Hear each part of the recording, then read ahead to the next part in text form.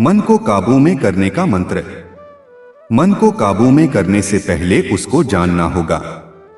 चंचल मन को दुनियादारी से खींचकर उसे एक प्रकार से स्थिर करके रखना होगा। बार बार ऐसा करना होगा। इच्छा शक्ति द्वारा मन को संयत कर उसे साध कर भगवान की महिमा पर विचार करो।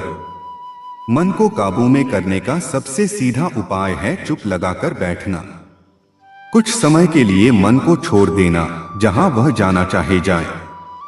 तुम पूरी दृढ़ता से सोचते रहो, मैं दर्शक हूं, साक्षी हूं, बैठे बैठे मन का डूबना उतराना देख रहा हूं। मैं मन नहीं हूं। इसके बाद अपने मन को देखो।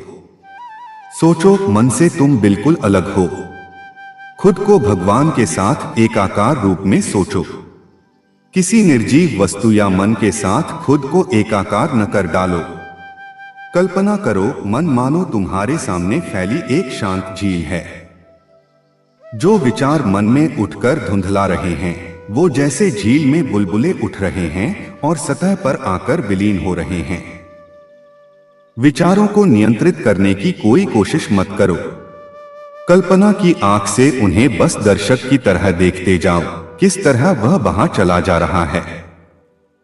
तालाब में ढेला फेंकने पर जैसे पहले खूब जल्दी जल्दी तरंगें उठती हैं, इसके बाद तरंग की परिधि जितनी बड़ी होती जाती है, तरंग उतनी कम आती हैं।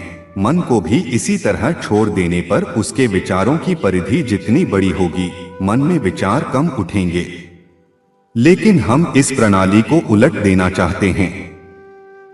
पहले हम विचार के बड़े वृत्त से शुरू करके उसे छोटा छोटा करते हुए मन को जब एक बिंदु पर लाएंगे, तब उसे वहीं पर स्थिर करके रखना होगा। इस भाव को जगाओ, मैं मन नहीं हूं, मैं देख रहा हूं, मैं सोच रहा हूं, मैं अपने मन की गतिविधि को निहार रहा हूं। इस तरह अभ्यास करते करते खुद के साथ मन का जो एकाकार भाव है, वह दिनों दिन कम होगा। आखिर में खुद को मन से पूरी तरह अलग कर पाओगे और ठीक ठीक समझ पाओगे कि मन तुमसे अलग है। यह जब हो जाएगा, तब मन तुम्हारा दास होगा, जिसे तुम अपनी मर्जी से नियंत्रित कर पाओगे। योगी होने का पहला पड़ाव है अपनी इंद्रियों से परे जाना, और जब मन पर विजय हासिल हो जाए तो समझो कि साधक सर्वोच्च स्तर पर पहुंच गया है। जहां तक संभव हो अकेले रहना। आसन ज्यादा ऊंचा न होना ही ठीक। पहले कुशासन, फिर मृगचर्म, फिर रेशम या पटवस्त्र बिछाना। टेक लेने के लिए कुछ न होना ही अच्छा। कुल मिलाकर आसन दृढ़ होना चाहिए। हर तरह के विचारों का त्याग कर मन को खाली कर डालो।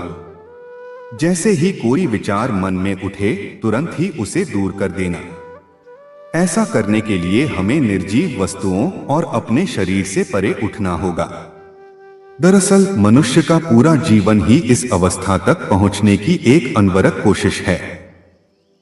हमारे श्रेष्ठ आदर्श हैं भगवान, उनका ही ध्यान करो। हम ज्ञाता को जान नहीं पाते क्योंकि वह हमारे ही स्वरूप हैं। हम अशुभ की सृष्टि खुद करते हैं क्योंकि हम अशुभ देखते हैं। हमारे भीतर जो है, बाहर हम वही देखते हैं।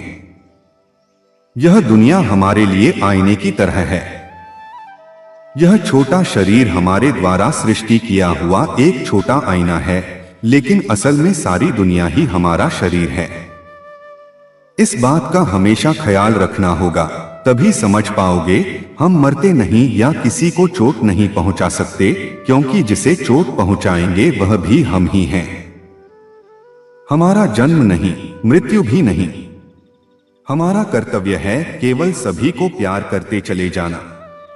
यह विश्वजगत मेरा शरीर है। सब स्वास्थ्य, सब आनंद मेरा ही है, क्योंकि सब कुछ तो विश्व के भीतर ही है।